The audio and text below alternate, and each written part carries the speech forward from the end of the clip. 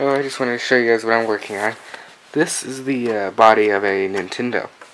And I wonder why that cardboard there. Well, that is going to go inside of it. I'm modding it to have a computer inside. It's a broken Nintendo. Here's the original circuit board. But anyway, yeah. I'm using the same method as I did to put it in here. Screw down some cardboard. I did do some stuff though. You might, if you are familiar with a Nintendo, you may notice that typically the power button is here and the reset button is here. Well, that's because this is a click in, click out button. And that wouldn't have worked for a power button. But now the power button is the reset button that just pushes in, so I can just push that in and turn it on the computer. Or, I was about to say, or the Nintendo, I mean. But nope, it actually, oh my goodness, my tripod was right here all along. Right now what I'm doing though is I'm running the cable underneath the cardboard, because I got some screws that'll go up through in there. And there's that, and the wires will come out through there. One thing I'm very happy with this side, because I knew what I was doing to cut the plastic. I just used some pliers to do that. This side, I didn't figure out until later on how to do it very well, because that looks terrible. And then it looks great for that part. Except I accidentally messed that part up where the video is.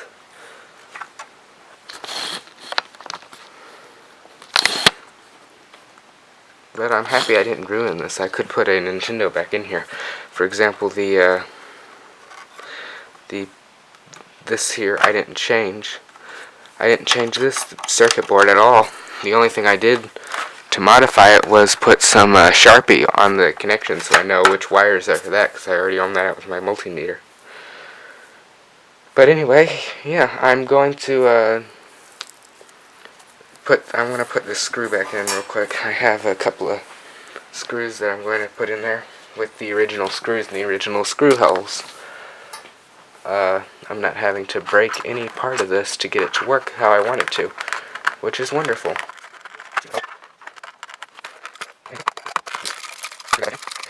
I want to stop the camera most of the time because it would be quite boring and use a ton of memory just to show you me building this thing all the way through.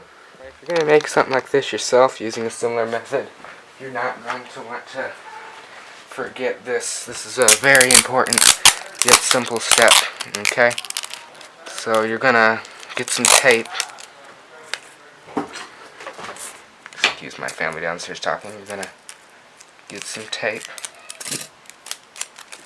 You're going to put it over each screw so you don't short anything out, because you definitely don't want metal rubbing up against the back of a circuit board. That's a recipe for disaster. Or just simply your old computer breaks, so maybe not that bad, but something you'd like to prevent and you can do very easily.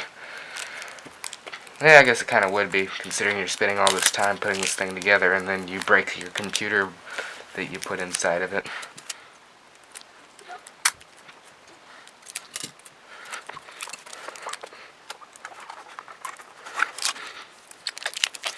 So there's that, all good.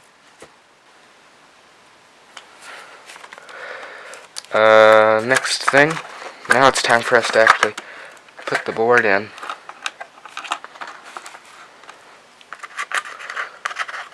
I'm reusing some of these twist ties from the previous thing I had this in, so hopefully it'll all come together fine and I won't need to use new ones.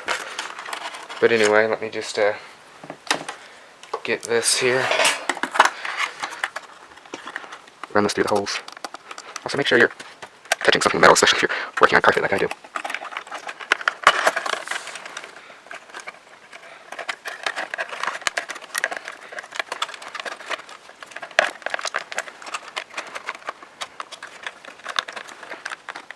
If you've come for things to work and not burn your house down, you've come to the right place. If you've come for things to be done properly and perfect, you should leave right now. That's all I'm going to say. But yeah, what we're doing here is completely safe. It's not going to, nothing should blow up. Though I'm not responsible if anything does. Just because no one is. I guess unless they make a guarantee. Okay. There's that. All good.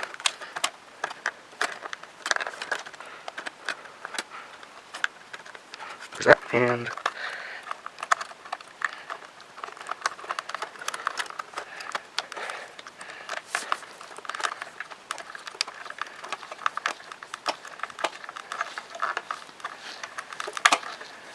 there's that. Alright, cool. The camera was out of frame the whole time. Alright, now what I want to do is I want to take the power jack and put it through the DC in, if it'll reach over there. Man, it won't. I'm going to have to do it through the channel selector switch. Or not the channel selector switch, the RF switch. But I also have to heat up the glue gun.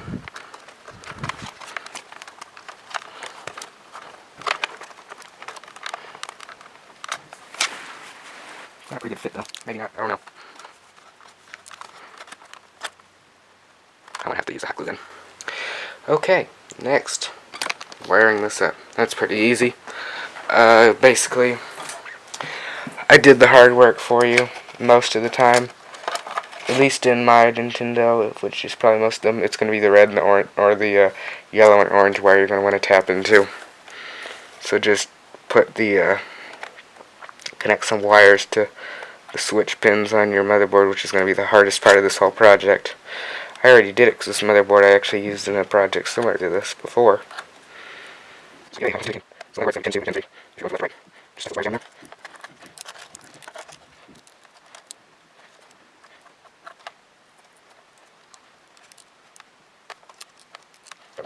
Now to grab some tape, that so that we can make sure that it's functioning the same. Actually, before you do that, we gotta get some power. Hold on.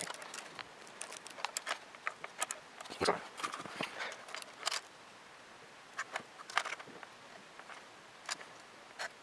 Alright. Good enough. Sorry. I got some tape. I have to take this roll scissors.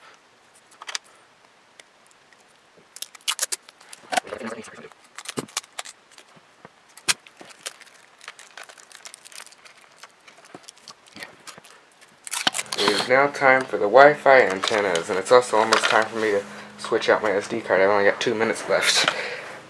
And we all know this video is going to go on for way longer than 2 minutes, probably another 20 at least. Alright.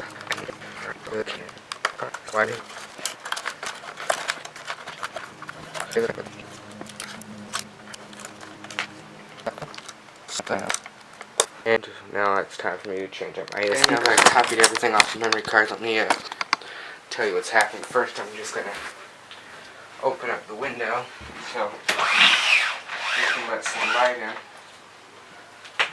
First off, nothing has really changed in here because I have been spending all my time modifying the plastic on this part so that where the cartridge slot went, CD drive can go. I need to tape that in there though, so yeah, let me get some tape.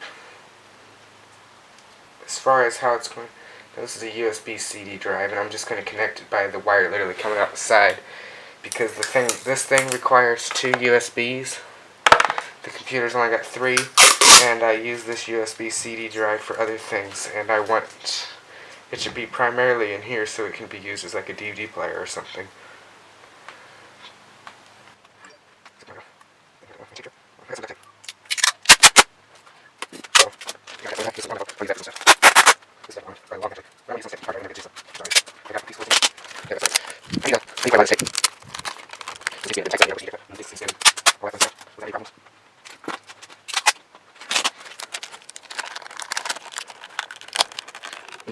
At least I'm going to do some more. I guess there's no word anymore. That's my okay. Let's take it off. There's board. And now if I put this here, you can see that there is a drive coming through there. Make sure it works. It's not too hard. Where's it going to be? I'll go this one here on the camera. Let's see if it works. I'll put it there. Just a little USB power thing. There's the part there. These will do. Alright, I think it's time for a test run. Let me hook it up. So I'm not going to bother with the sound because it doesn't even have an operating system on it. But what I will bother with is the keyboard, which will plug into the USB there, and the VGA. Fortunately, this thing doesn't have HDMI. The VGA is definitely, in my opinion, the best analog connection ever. And I don't have any issues with VGA, actually. If I had to use it on my main PC, I probably wouldn't notice a ton of difference. It's quite loose in there. I hope that it works. I may or may not have to do some modifications to that. And now for a... Now I need to plug the monitor. Okay, I got one right here.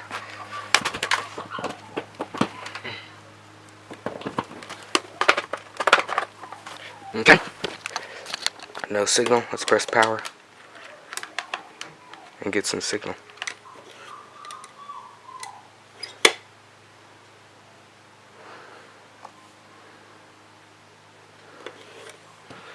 Is it on? Oh, it's not plugged in. I was a little worried for a minute. I might have to plug it in. Okay, let's try that again. That sounds better.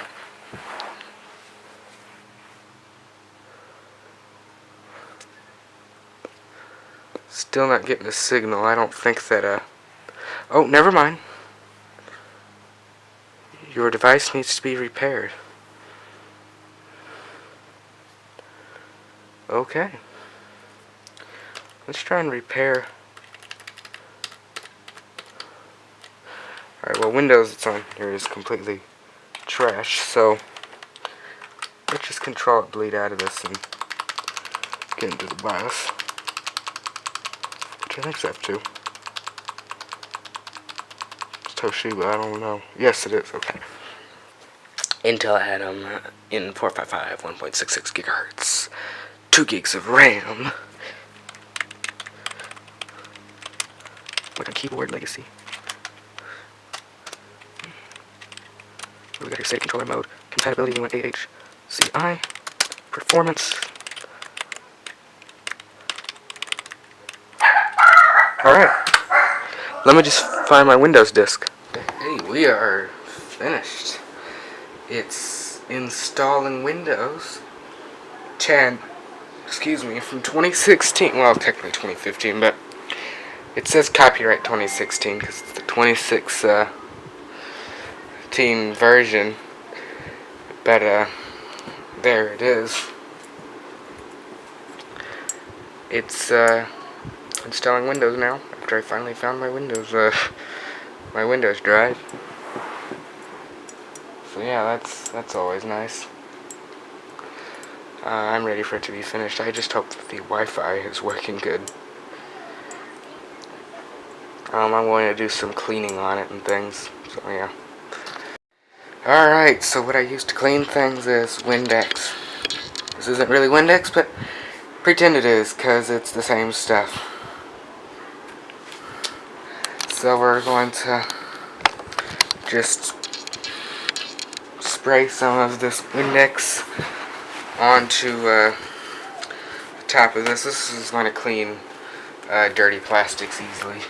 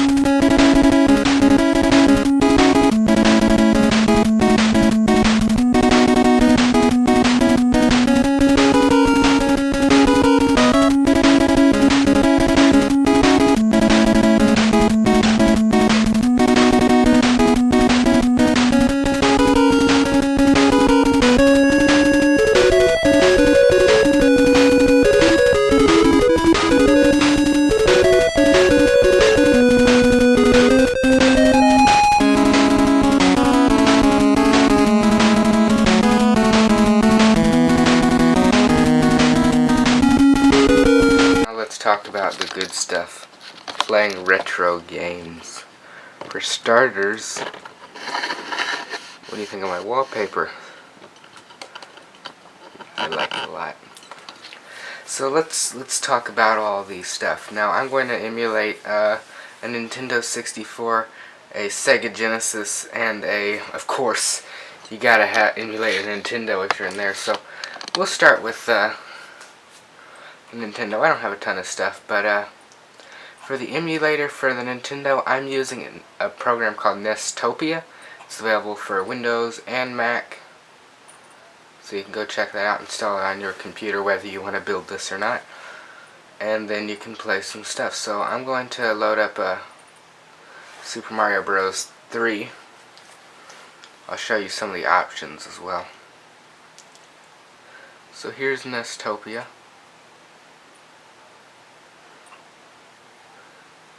Hit Options and go into Input. You can configure all your controls and get it just how you want.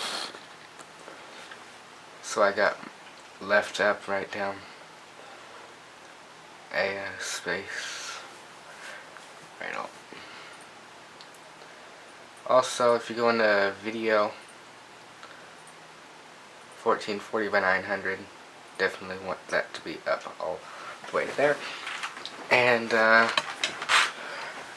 also, I need to plug the sound in. I forgot to do that. It's kind of important. This is an Intel Atom N455 single core processor, I believe, single core. I'll check on that. But there we go, here's Super Mario Bros. 3.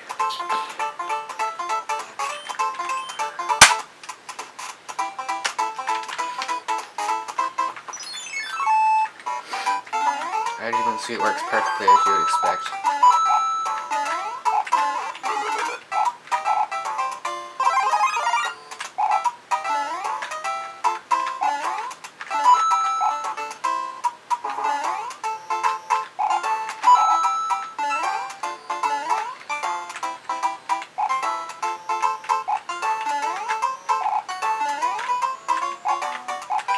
Come on.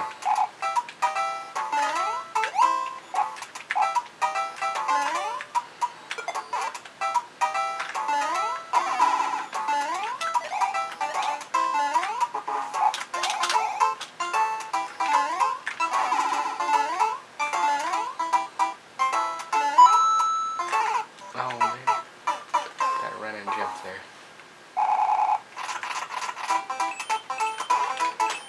So as you can see, there's that. Definitely kind of rusty. Okay, let's just load up Excitebyte.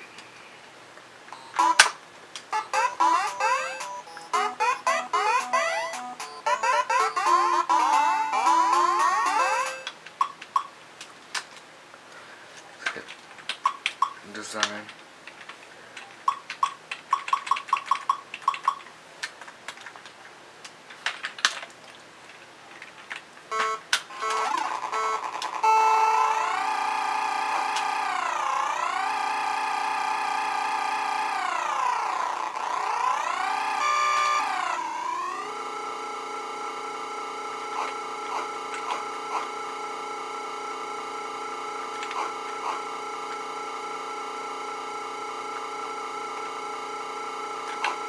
As you can see, that's all working brilliantly. It looks just like it looks better than the real thing.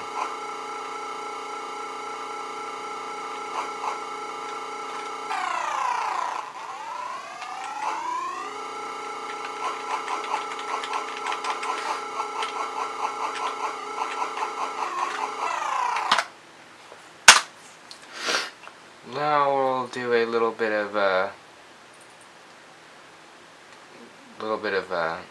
Sega Genesis. For that, we're going to use, is it Fusion 364?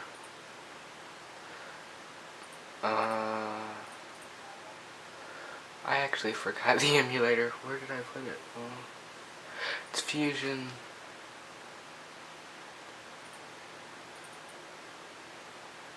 Yeah, the Fusion's 364. That's the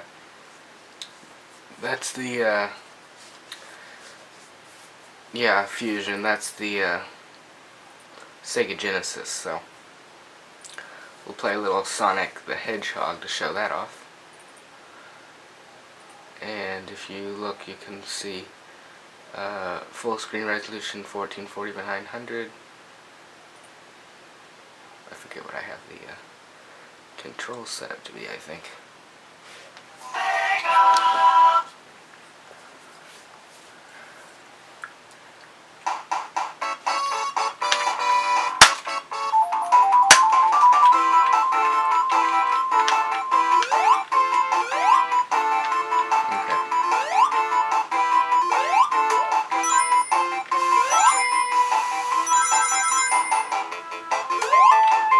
So as you can see, Sega Genesis, it works great as well.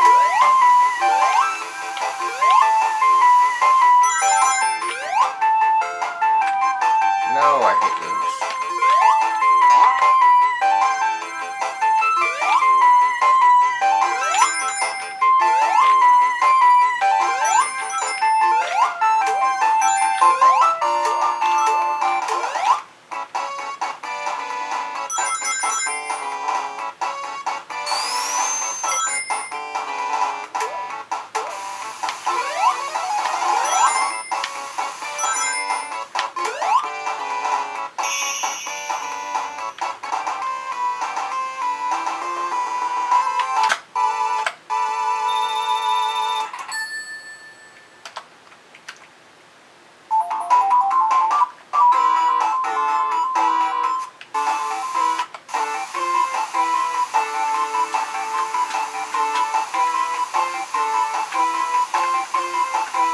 So as you can see, that all works great.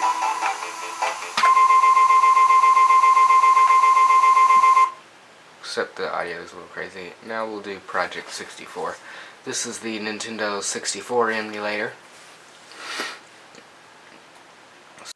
I don't know why it wouldn't open, but anyway, it is working now, so.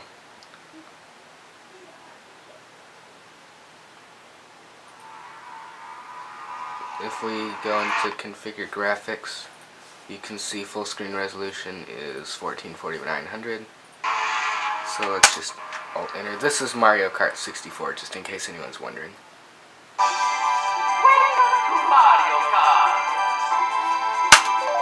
So even an old Intel N455 will emulate this kind of a game perfectly fine.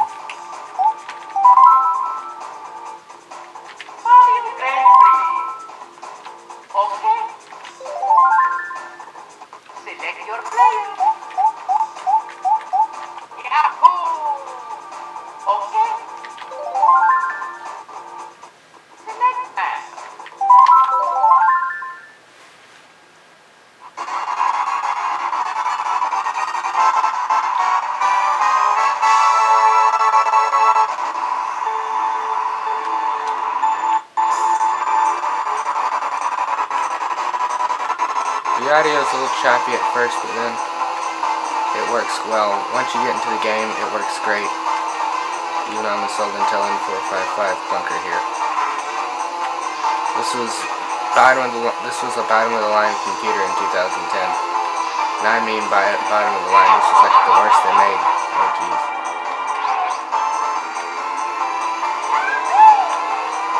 I don't think so. But it's very fun to play on here. And it looks great being rendered at the native resolution of this reasonably high resolution panel.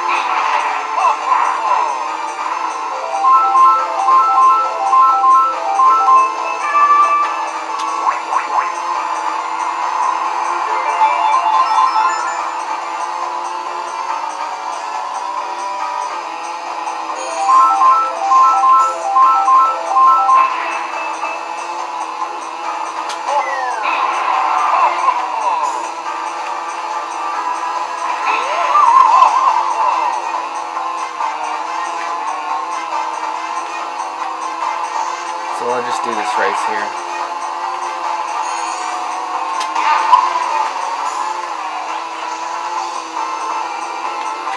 as you can see, this works great. I mean, this is very fun.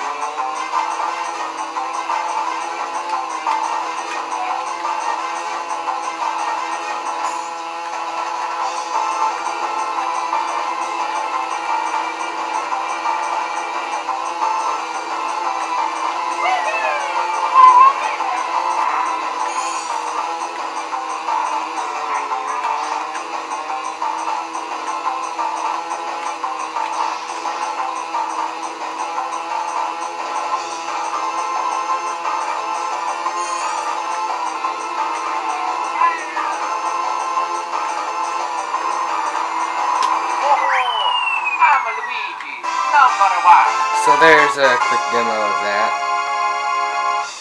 So as you can see, Nintendo 64 emulation works great. Now if you watched my last video, you'll remember that you can run Sega Genesis, you can run consoles from the 8 and 16-bit era just fine on an old Pentium 3.